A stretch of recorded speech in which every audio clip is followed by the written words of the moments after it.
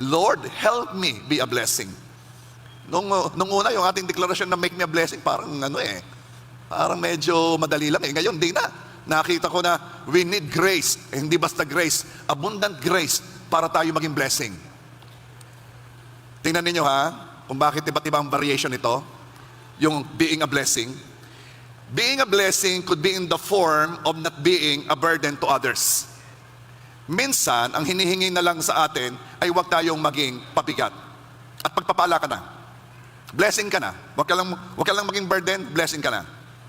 Ang problema daw sa ibang Filipino family, meron din narinig ko sa isang preacher, ay ang marami daw sa Filipino family, ang maraming members ay consumers. Merong isang member ng family na OFW, tapos lahat ay pensyonado na. Lahat ay asa na.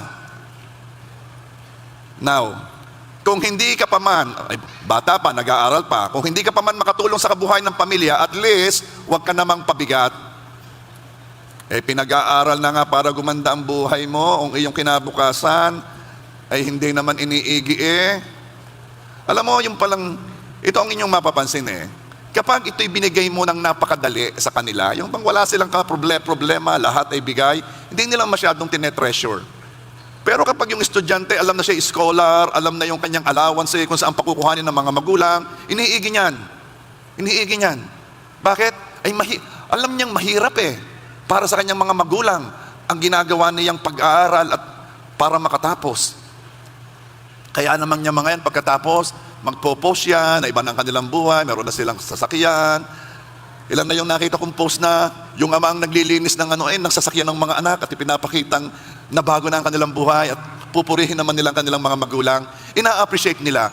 Pero, yung mga bata na hindi nakaranas ng paghihirap, yung bagang hatid sa school, may yayang naghihintay, na pag lumabas, habol ng towel sa likod.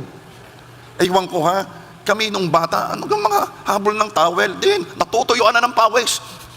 Ay, ayos din Hindi ka masyadong alaga. Yung mga ganon, usually, they feel entitled. Di nila ina-appreciate what they have. So, gusto kong lang sabihin, kung hindi man pa tayo makatulong sa kabuhayan ng pamilya, at least wag tayong maging pabigat at blessing na tayo.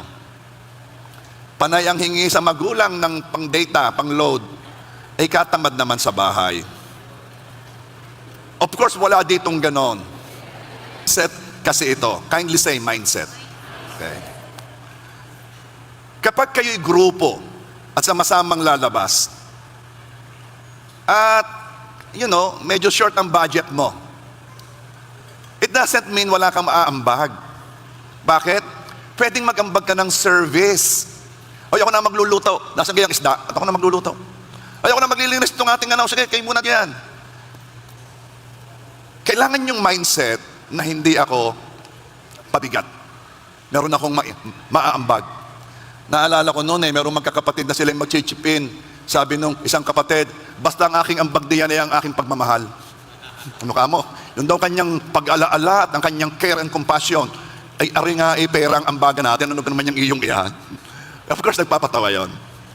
So, iwasan nating magmolestya sa iba. Gawin mo na ang magagawa mo.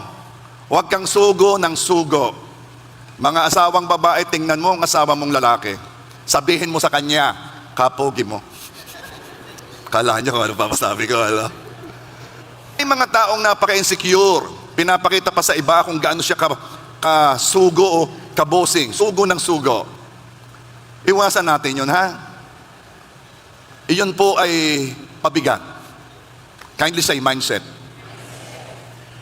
Huwag laging hiram ng gamit. Pahiram ng martilyo, o tsaka pako. Aling-alim sabihin, yung kahoy, gusto mo pa? Manghihiram ka ng sasakyan, sasabihin mo, kayo may gasolina. Makakarating ka pa. Ay, RFID? Ay, meron din yan.